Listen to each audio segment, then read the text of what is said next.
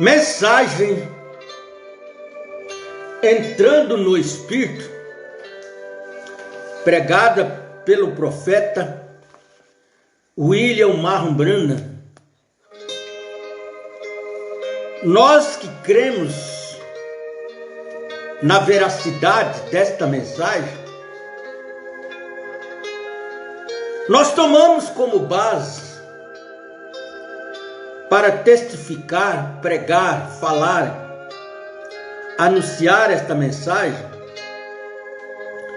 como sendo a mensagem do último profeta para a era gentia,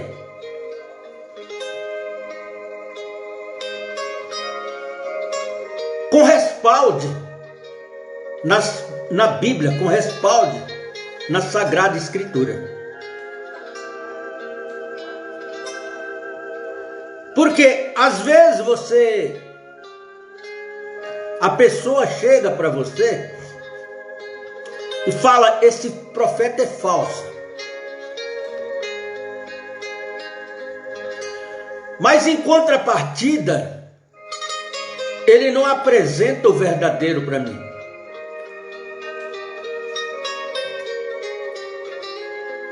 É uma via de duas mãos. E se existe o falso, automaticamente existe o verdadeiro. E quando eu apresento o falso, eu tenho que ter o verdadeiro para justificar que aquele é falso.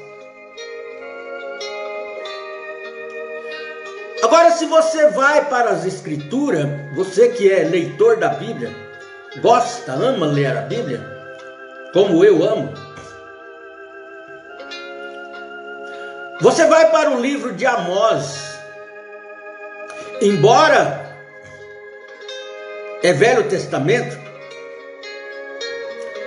mas no livro de Amós, no capítulo 3, versículo 7, você pode abrir a sua Bíblia aí, você vai ler e vai encontrar. Onde o profeta Amós diz: certamente o Senhor Jeová não fará coisas alguma sem antes primeiro revelar os teus segredos aos profetas teus servos.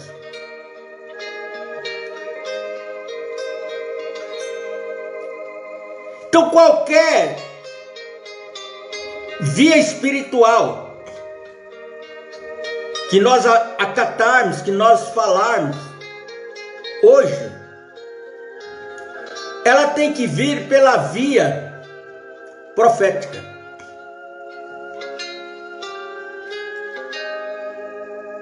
Não é a imposição de um homem. Não. Mas é a forma que Deus traçou para tratar com o homem. E Deus não tem outra forma de tratar com o homem a não ser através do próprio homem.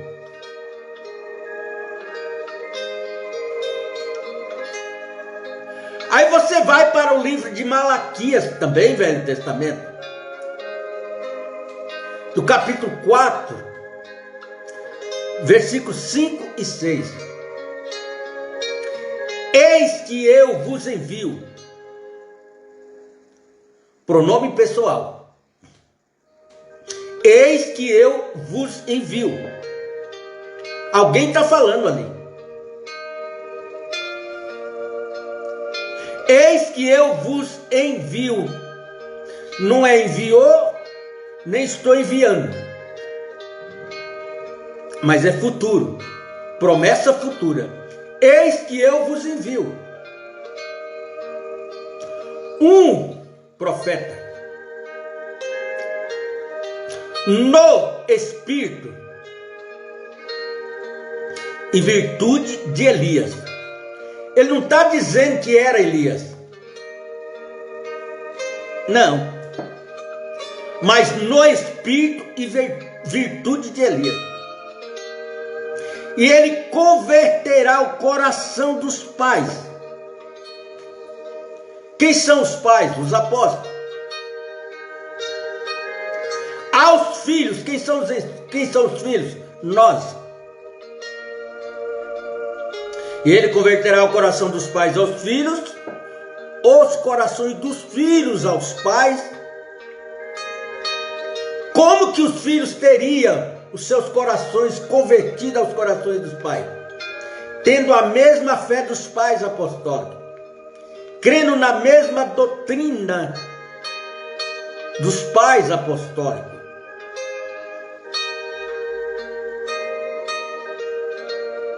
Você não pode chegar a lugar nenhum no natural, a não ser pela via humana. Humano cuida de ser humano.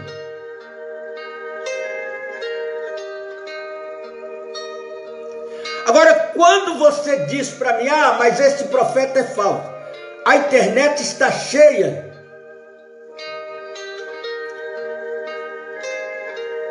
de narrativas daqueles que não creem nesta mensagem, nesse profeta, ou chamando de falso profeta. Há mais aqueles que falam que ele é falso do que aqueles que falam que ele é verdadeiro.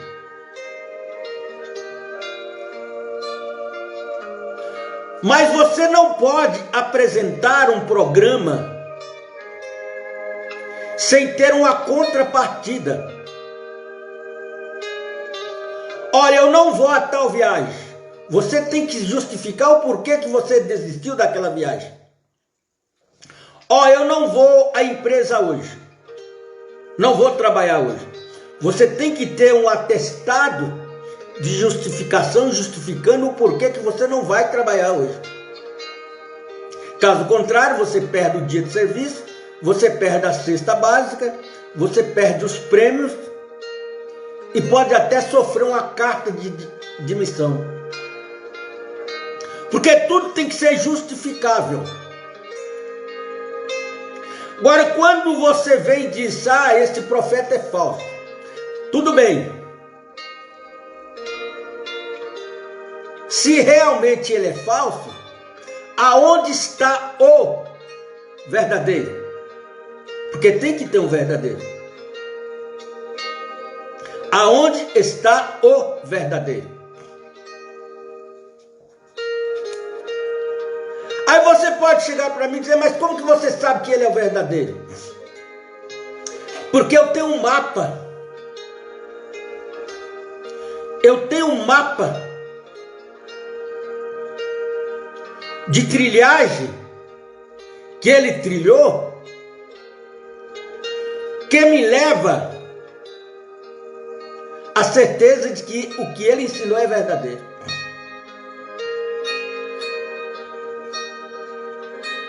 A sua mensagem é uma mensagem bíblica. A sua mensagem é uma mensagem escriturística.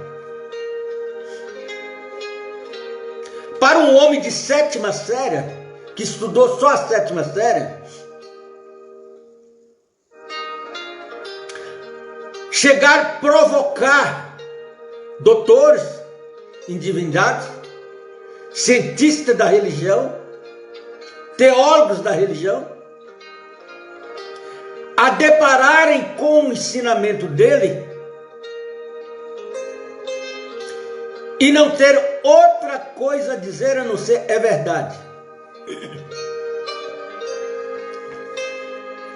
Agora, aqueles que afirmam que ele é falso, que a mensagem que ele pregou é falsa, é porque eles não têm a sua vida digna do Evangelho.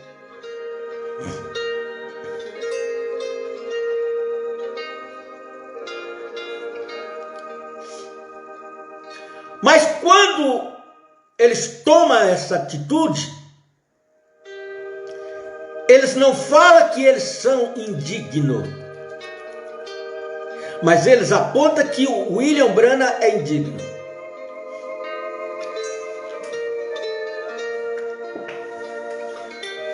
Agora você faz um rastreamento na vida espiritual de William Branham, com a vida espiritual de todos esses que o taxa de falso,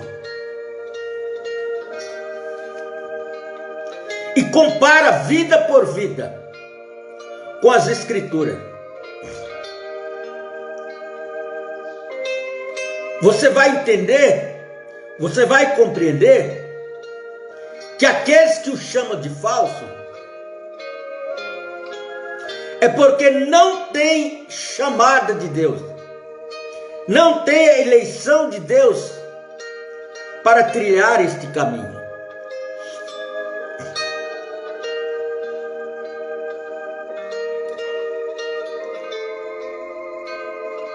Às vezes você faz uma acusação a alguém porque aquilo do qual você está acusando aquela pessoa está dentro de você.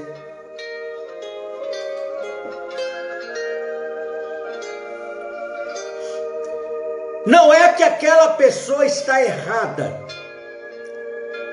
é que aquele pensamento está dentro de você. E não tem como você esboçar, jogar este pensamento para fora, sem que você tenha alguém para acusar. Muitas das vezes a mulher acusa o marido de um traidor. Mas quando ela acusa que o seu marido está te traindo, é porque ela já tem um outro candidato no seu coração. E vice-versa. Quando o homem começa a ver muito defeito na esposa, é porque ele já tem alguém no seu coração para substituir aquela que ele tem por esposa.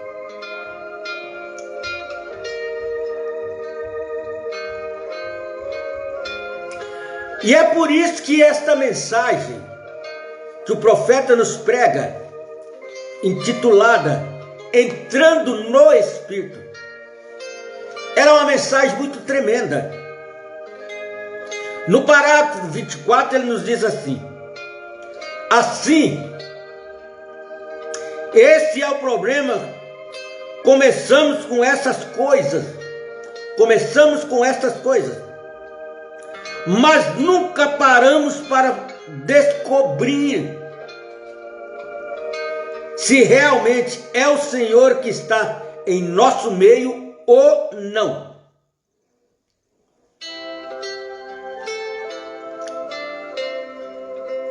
Levantamos um movimento, programamos um movimento, mas não buscamos a Deus para realmente saber se Deus está neste movimento que nós estamos fazendo ou não.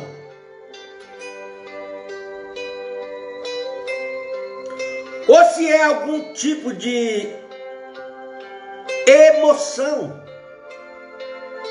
ou algum tipo de agitação, ou alguma espécie de sistema Nexus, ou algo assim. Devemos encontrar a solução para o problema. Quando nós temos um problema, devemos encontrar uma solução para a resolução deste problema. Mas nós não buscamos. Nós deixamos a coisa correr. Há uma fonte que nós poderíamos buscar, consertarmos para resolver o problema, mas nós não fazemos.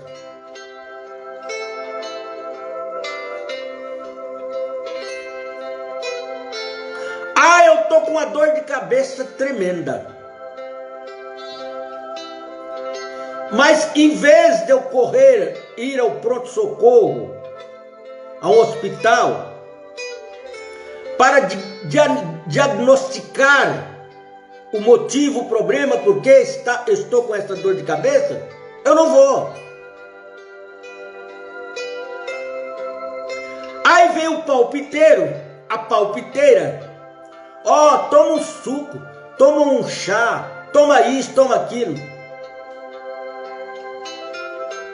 E eu prefiro dar ouvido ao palpiteiro do que procurar o profissional. E às vezes quando eu vou procurar, a coisa já não tem mais controle. Já saiu do controle. O William Branham é falso. Mas quem te falou que ele é falso? Será que não foi o palpiteiro lá do quintal que falou para você que ele é falso? Por que você não vai ao especialista? Não vai diagnosticar se realmente a receita do remédio está correta?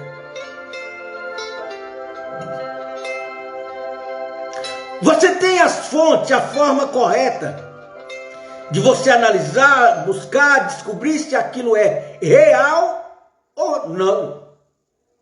E não é através do mascate.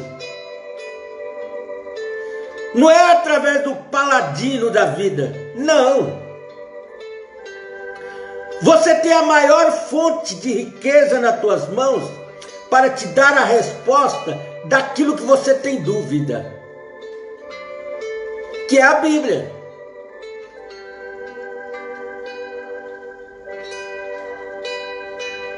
E ver se é de Deus ou não. Acho que é onde cometemos nossos erros.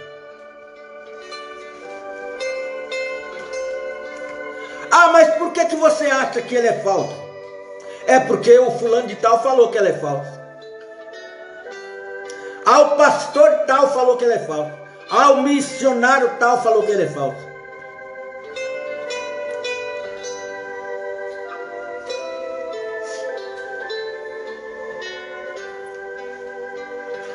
E ele prega esta mensagem titulada Entrando no Espírito. Entrando no Espírito. Para que você seja bem recebido, para que você seja aceito em um determinado grupo, em um determinado movimento, você tem que primeiro entrar no espírito daquele grupo, entrar no espírito daquele movimento.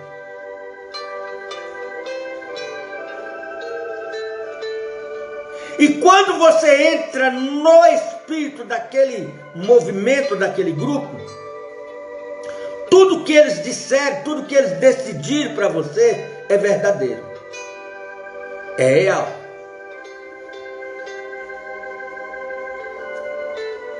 E tudo que outros disserem, em contrapartida, é falso.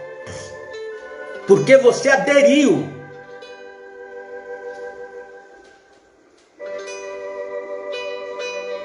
Você aderiu àquele espírito daquele movimento. Se você entra num movimento em que a maior preocupação deles é falar mal da vida dos outros, você vai apanhar aquele espírito e você vai sair propagando, matando nome, destruindo ministério, matando ministério.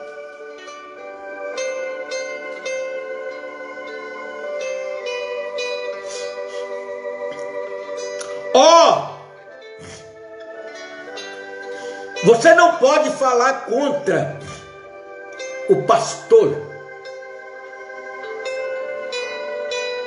o que eu concordo. Mas você senta numa rodinha de outros pastores ele está maiando o nome de um pastor, porque não concorda com ele, porque não faz parte do grupo deles. Mas eu não posso falar dele, mas ele pode falar do outro.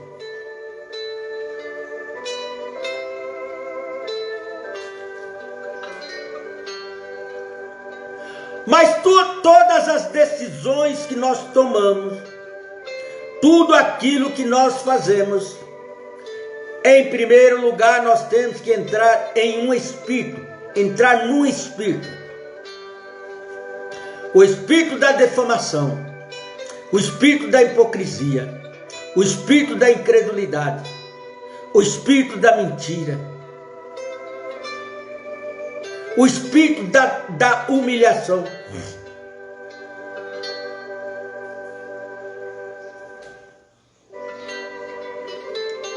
No parágrafo 2 desta mensagem, entrando no espírito, ele vem e diz assim: estou tão feliz em saber que estamos vivendo nos últimos dias. 1964, 63, ele estava dizendo: estou tão feliz em saber que estamos vivendo nos últimos dias. Há 60 anos atrás, ele já estava vivendo nos últimos dias. E como ministros do Evangelho, temos o privilégio de falar. Eu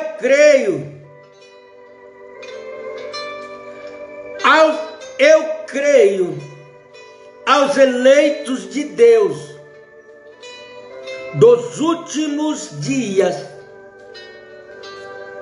E que privilégio é para nós, ministros, e que privilégio é para nós, ministros,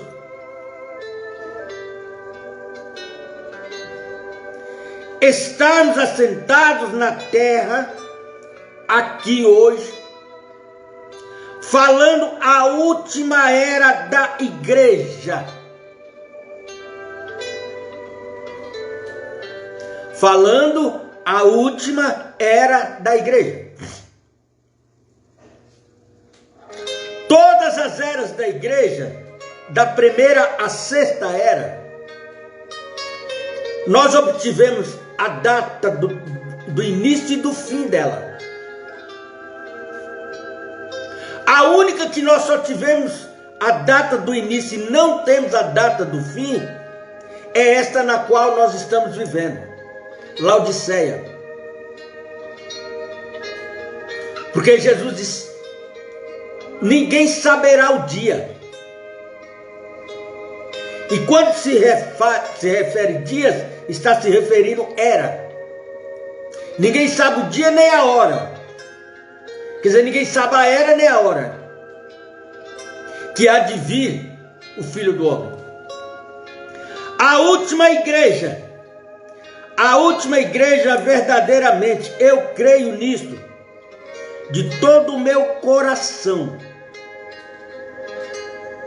Nós estamos pregando, nós estamos trabalhando, nós estamos advertindo a última igreja dos últimos dias. Eu creio nisso de todo o meu coração.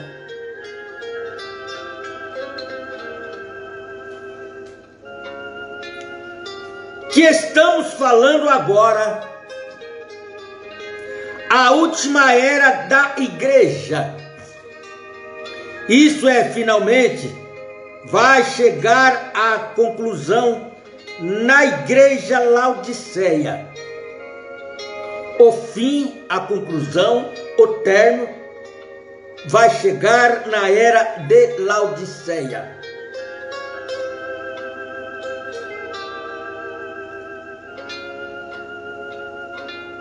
E tem uma mensagem que ele fala que a era de Laodiceia começou ou terminou em 1954.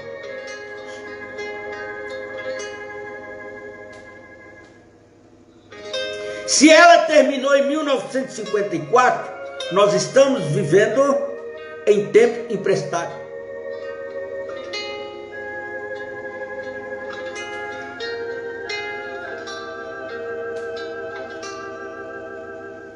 Quando terminou a era do Senhor Jesus Cristo, quando terminou a era dele terminou no dia em que eles crucificaram ele. Ali terminou a era do Senhor Jesus Cristo. Mas quando terminou a era dele, o tempo não cessou ali.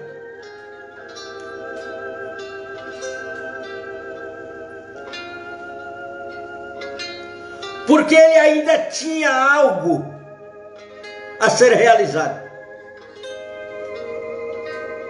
Ele ainda tinha que pregar para almas condenadas, almas carceradas, almas em prisão.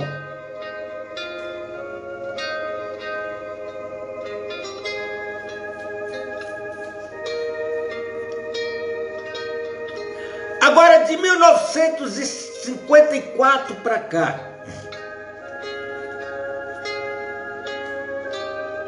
será que a mensagem não tem sido pregada a almas encarceradas, a almas em prisão agora? Às vezes nós estamos pregando, tentando ganhar alguém, tentando trazer alguém, tentando convencer alguém, e nunca vem ninguém. Por quê? Já não estamos mais pregando para a salvação.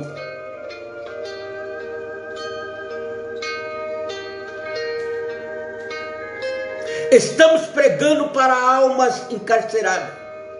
E se realmente estamos pregando para a alma encarcerada, jamais elas virão. Vão ouvir, e nunca chegarão ao conhecimento da verdade.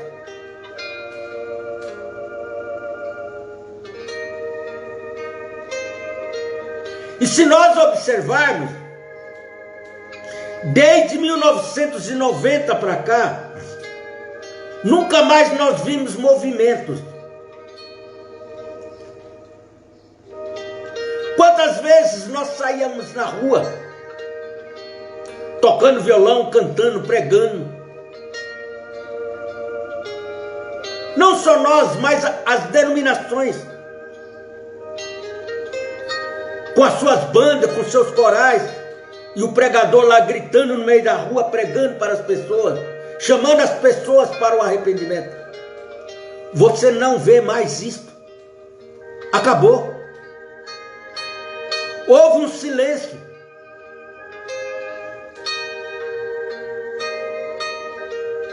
Você prega de janeiro a janeiro.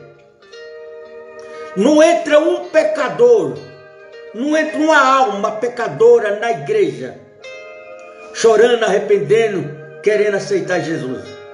Não entra. Você entra com meia dúzia e sai com 4. Você entra com 10, você sai com 5. Porque, pelo contrário, em vez de entrar, está esvaziando, saindo aqueles que já estão dentro.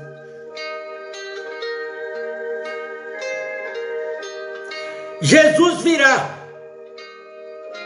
e tudo estará terminado, e ficará feliz quando isto acontecer. Jesus virá.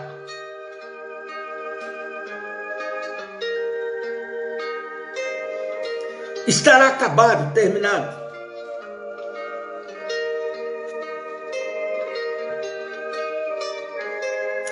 Sinto-me como João lá no passado. Ora vem, Senhor Jesus. Quando João grita, ora vem, Senhor Jesus, é porque não havia mais espaço. Não havia mais conversão.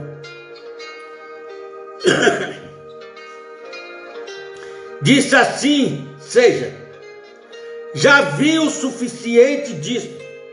Estava dando uma volta E me parece que em vez de ficar melhor,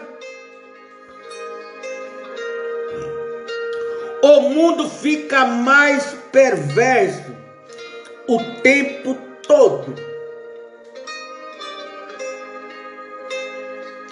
E você vai pregando, para ver se as coisas melhoram, mas cada dia que passa vão ficando cada vez pior.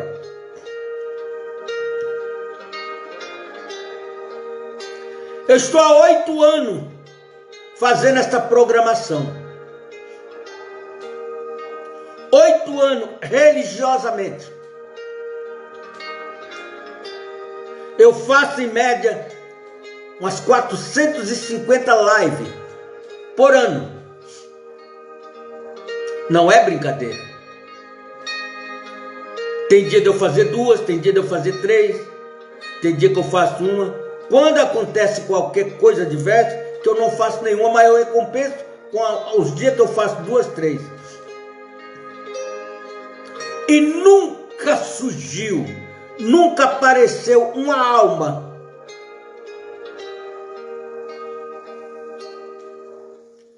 se identificando, querendo ter encontro com Deus. Mas por causa disso eu não posso parar, eu não vou parar. Porque de uma forma ou de outra, o que eu prego, a mensagem que eu prego, ela vai servir para ajudar um eleito em algum lugar.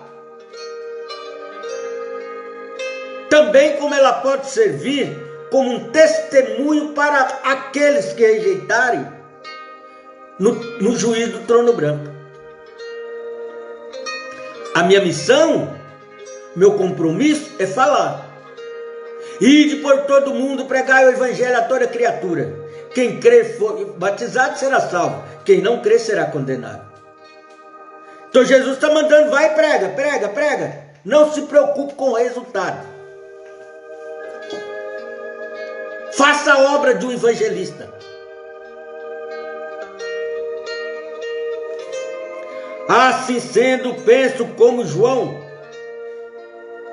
O que João disse? Ora vem Senhor Jesus, então tudo terminará. Ora vem Senhor Jesus, então tudo terminará.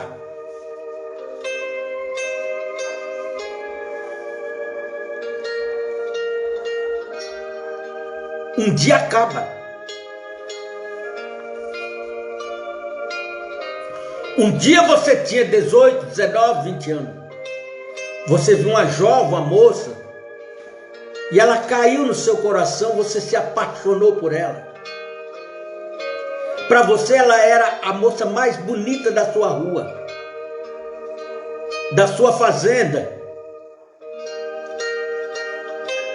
Mas chegou um dia que você olhou para ela aos 70, 80 anos. Ela olhou para você, já não era mais aquela belezura que você costumava ver. Assim somos nós. Deus os abençoe. Shalom a todos, até a nossa próxima programação, permitindo o Senhor.